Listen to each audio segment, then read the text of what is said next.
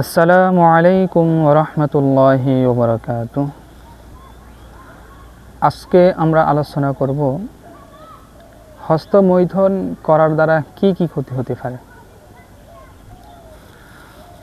বর্তমান ইয়াং জেনারেশনের মধ্যে সবচেয়ে খারাপ অভ্যাসসমূহের মধ্যে অন্যতম একটি খারাপ অভ্যাস হচ্ছে হস্তমৈথুন করা।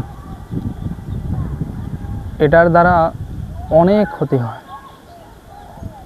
তার মধ্যে অন্যতম একটি হচ্ছে এই হস্তমৈথুন করার দ্বারা ওই ছেলেমেয়ের যৌন শক্তি কমে যায়, তাদের যে শারীরিক চাহিদা এটা তাদের কমে যাবে। 2, এটা যখন করতে থাকবে ওই ব্যক্তির চেহারাটা আস্তে আস্তে নষ্ট হয়ে যাবে। চেহারার মধ্যে যে একটা মায়া থাকার কথা, ওই মায়াটা আস্তে আস্তে নষ্ট হয়ে যায়, কেমন জানি একটা বিচিত্র হয়ে যাবে। 3, বিয়ে করার ইচ্ছাটা, বিয়ে করার ক্ষমতাটাও চলে যাবে আস্তে আস্তে। যে বিয়ে করার জন্য একটা বিষয় আছে, ওই বিষয়টা তার মধ্যে আর থাকবে না, একটা উপলব্ধি করার বিষয় এটা আর থাকবে না। 4, সারাদিন তার নিজের মধ্যে হতাশা থাকবে, যে কি জানি কি করলাম, কি জানি মানে কেমন একটা অস্থিরতা অনুভব করবে। 5, তার মনটা সবসময় অশান্তির মধ্যে থেকে যাবে। 6, কোনো কিছুই তার কাছে ভালো লাগবে না, ভালো হোক কিংবা খারাপ হোক, কোনো কিছু ব্যক্তির কাছে ভালো লাগবে না, সব কিছু খারাপ। কোনো ব্যক্তি ভালো কথা বললেও ওইটাও খারাপ লাগবে, খারাপ কথা বললে তো আরও খারাপ লাগবে। তো সারাদিন কোনো কিছু তার কাছে ভালো লাগবে না। 7, এই হস্তমৈথুন করার দ্বারা আল্লাহ সুবহানাহু ওয়া তাআলা অসন্তুষ্ট হয়ে যায়। 8, এই হস্তমৈথুন করার দ্বারা কবিরা গুনাহ হয়ে যায়।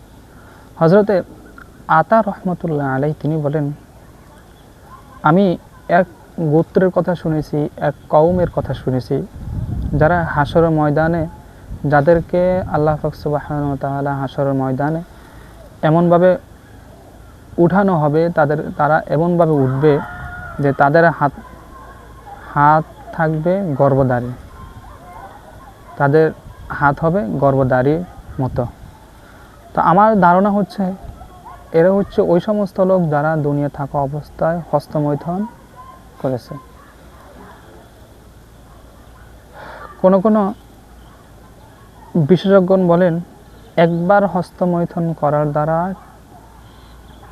7 বার বৈধভাবে স্ত্রীর সাথে ফিজিক্যাল রিলেশন করা যায়, আর একবার হস্তমৈথুন করার দ্বারা 4 কোটি প্রাণকে হত্যা করা হয়।